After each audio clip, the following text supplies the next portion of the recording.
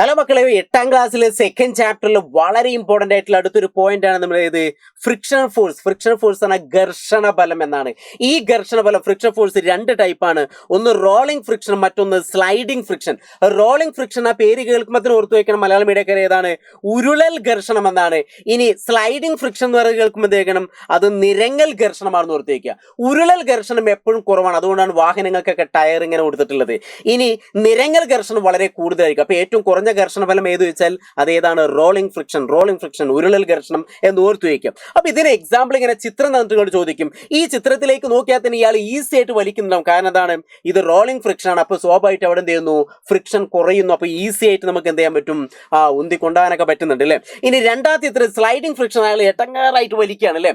അങ്ങനെ വലിക്കുന്ന സമയത്ത് ഇവിടെ എന്ത് ചെയ്യുന്നു, സ്ലൈഡിംഗ് ഫ്രിക്ഷൻ അതായത് നിരങ്ങൽ ഘർഷണം വളരെ കൂടുതലാണ്. അപ്പൊ അവിടെ കൂടുതൽ ഫോഴ്സ് കൊടുക്കേണ്ടി വരുന്ന ഓർത്തിരിക്കുക. ഫ്രിക്ഷൻ ഫോഴ്സ് എപ്പോഴും എങ്ങനെയായിരിക്കും, വസ്തു എങ്ങോട്ടാണ് പോകുന്നത് അതിന്റെ ഓപ്പോസിറ്റ് ഡയറക്ഷൻ, അതുപോലെ തന്നെ പാരലാണ്, സമാന്തരമായിരിക്കുന്നതൊക്കെ ജസ്റ്റ് ഓർത്തു വയ്ക്കുക.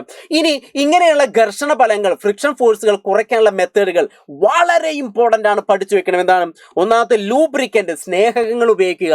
ഖരരൂപത്തിലുള്ള സ്നേഹകം എന്ന് പറഞ്ഞാൽ ഗ്രാഫൈറ്റ്, സോളിഡ് ലൂബ്രിക്കന്റ് എന്ന് പറഞ്ഞാൽ ഗ്രാഫൈറ്റ്, വെളിച്ചെണ്ണ, ഓയിൽ, ഇതൊക്കെ ഏതാണ്, ലൂബ്രിക്കന്റ് ആണ്, സ്നേഹകങ്ങളാണെന്ന് ഓർത്തു വയ്ക്കുക. ഇനി ബോൾ ബെയറിങ്ങുകൾ, സൈക്കിളിന്റെ പെഡൽ അല്ലെങ്കിൽ വാഹനങ്ങളുടെ ടയറിന്റെ ഇടയിലേക്ക് എന്ത് ചെയ്യുന്നു, ബോൾസുകൾ ഉപയോഗിക്കുന്നു. അത് ഘർഷണം കുറയ്ക്കാൻ വേണ്ടിയിട്ടാണ്, അതിന് ബോൾ ബെയറിംഗ്. ഇനി നീഡിൽ ബെയറിംഗ് ഒക്കെ വരുന്നുണ്ട്. ഇനി സ്ട്രീം ലൈൻ, വാഹനങ്ങളുടെ ഇപ്പോൾ എയ്റോപ്ലെയിൻ്റെ ഒക്കെ ഫ്രണ്ട് ഇങ്ങനെ കൂർത്തിരിക്കാൻ കാരണം വായുവിന്റെ ഘർഷണബലം കുറയ്ക്കാൻ വേണ്ടിയിട്ട് ഷേപ്പിൽ മാറ്റം വരുന്നതിനെ നമ്മൾ എന്താ പറയുക, സ്ട്രീം ലൈനിങ്, ധാരാരേഖിതമാക്കൽ എന്ന് പറയും. ഇനി അടുത്ത പോളിഷിങ്, മിനുസപ്പെടുത്തുക. നല്ല മിനുസാണെങ്കിൽ അവിടെ എന്ത് ചെയ്യുന്നു, ഫ്രിക്ഷൻ ഫോഴ്സ് വളരെ കുറവായിരിക്കും. അപ്പോൾ ഈ ഘർഷണ ബലത്തെ ബേസിച്ച് ഇത്രയും കാര്യങ്ങൾ നിങ്ങൾ എന്ത് ചെയ്യണം, പഠിക്കണം എൻ്റെ കുട്ടികൾ.